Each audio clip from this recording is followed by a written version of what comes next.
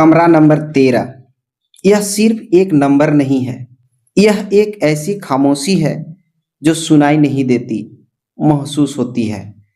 कहा जाता है कि उस पुराने होटल में रात के ठीक 2:13 पर घड़ी रुक जाती है, हवा भारी हो जाती है और दीवारें जैसे किसी की सांसें पकड़ लेती है।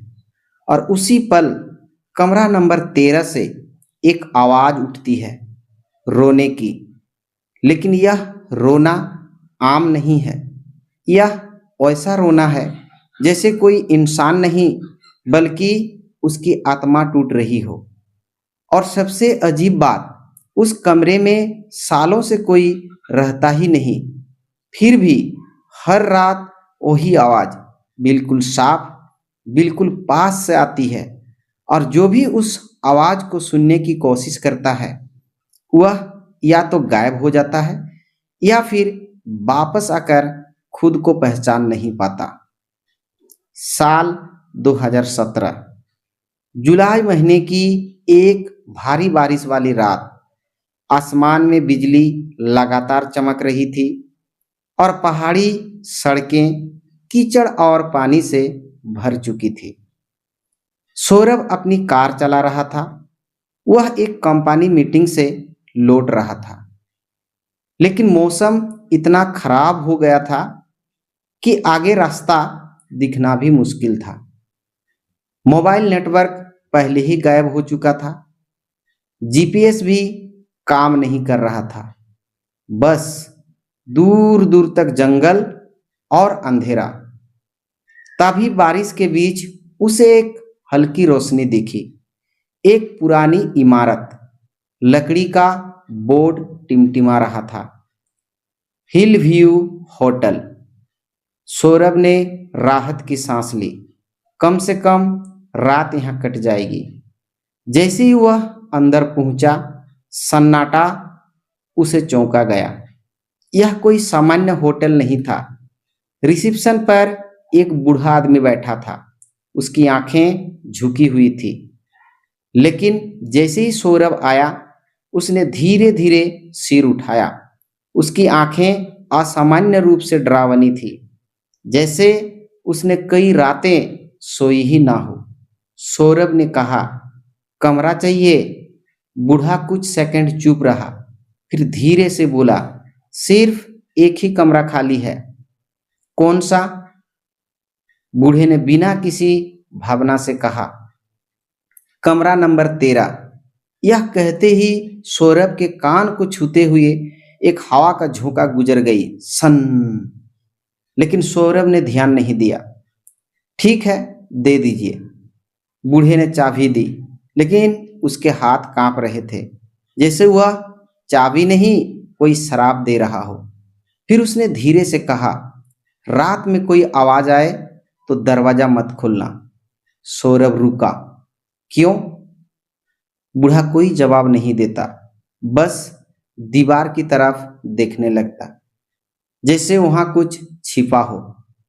होटल की सीढ़ियां पुरानी थी, हर कदम पर चरमराने की आवाज। तीसरी मंजिल पर पहुंचते ही हवा अचानक बदल गई। गलियारा लंबा था और लाइटें झपक रही थी, और सामने था कमरा नंबर 13 का दरवाजा। सबसे अलग था। उस पर खरोंच के गहरे निशान थे, जैसे किसी ने अंदर से बाहर निकालने की कोशिश की हो। रात धीरे धीरे गहरी होती गई। बारिश की आवाज तेज और हवा की सिसकियां बढ़ती गई। सौरभ सो चुका था, लेकिन अचानक उसकी आंखें खुल गई। घड़ी में समय था रात के 2:13, और तभी दरवाजा से आवाज आई, ठक ठक ठक ठक। सौरभ उठ बैठा। उसका दिल तेज धड़कने लगा, धक धक धक धक। तभी बाहर से एक डरावनी चिल्लाहट आवाज आई, कृपया दरवाजा खोल दीजिए, मैं बहुत डर गई हूं। यह आवाज एक लड़की की थी, बहुत दर्द भरी। सौरभ दरवाजे के पास गया लेकिन रुक गया। उसे बूढ़े की वह डरावनी बात याद आ गई कि कोई चिल्लाए तो दरवाजा मत खोलना। कुछ सेकंड, फिर सन्नाटा, आवाज बंद। लेकिन अब कमरे में ठंड बढ़ चुकी थी, जैसे कोई उसके पीछे खड़ा हो। अगली सुबह सौरभ नीचे गया। उसने मैनेजर को सारी बातें बताई। मैनेजर का चेहरा सफेद पड़ गया। तुमने आवाज सुनी थी? हाँ, मैनेजर ने धीमे से कहा। वह सिर्फ एक आवाज नहीं है। सौरभ ने पूछा, तो फिर क्या है? वह उन्हें बुलाती है जो कमरा नंबर 13 में जाते हैं। सौरभ अब डर चुका था, लेकिन जिज्ञासा उससे भी बड़ी थी। दूसरी रात ठीक 2:13 कमरे के बाहर वही डरावनी आवाज, लेकिन इस बार आवाज बदल गई। एक बच्चे की आवाज, अंकल दरवाजा खोलो। और इस बार दरवाजे के नीचे एक काली परछाई जो धीरे धीरे लंबी होती जा रही थी, छत तक पहुंचती जा रही थी। फिर अचानक उस कमरे का टीवी अपने आप चालू हो गया। टीवी स्क्रीन पर वही कमरा नंबर 13 दिख रहा था और एक दूसरा सौरभ टीवी स्क्रीन में दिख रहा था, जबकि असली सौरभ कमरे के अंदर खड़ा था और वह दरवाजा खोल चुका था। और तभी टीवी पर लिखा आया, सिर्फ 3 मिनट बचे हैं। फिर 2 मिनट, फिर 1 मिनट और कमरे की लाइटें बंद। हवा बहुत भारी और फिर आवाज आई, सौरभ दरवाजा खोलो। यह सौरभ की अपनी आवाज थी। एक दूसरा सौरभ ठीक उसके पीछे खड़ा था। फिर वही आवाज। सौरभ पीछे मुड़ा और वहां वह खुद खड़ा था, लेकिन उसकी आंखें पूरी तरह काली थी।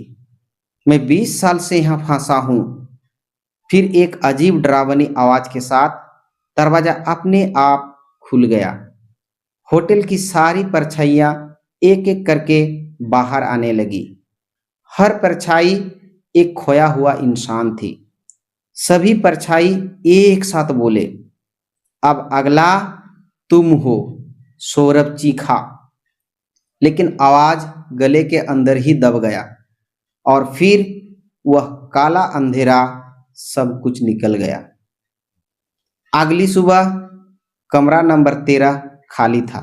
सौरभ कमरे में नहीं था, लेकिन दीवार पर लिखा था, मैं अब हर रात 2:13 पर लौटता हूँ। और कहा जाता है आज भी अगर कोई उस होटल में जाता है तो कमरा नंबर 13 में ठीक 2:13 पर ठक ठक ठक और बाहर से आवाज आती है, दरवाजा खोलो। धन्यवाद। तो मित्रों, ये कहानी आप लोगों को कैसा लगा? आशा करता हूँ कहानी अच्छा लगा होगा। हम लोग फिर मिलेंगे एक नए वीडियो में एक नए कहानी के साथ। तब तक के लिए जय हिंद, जय भारत।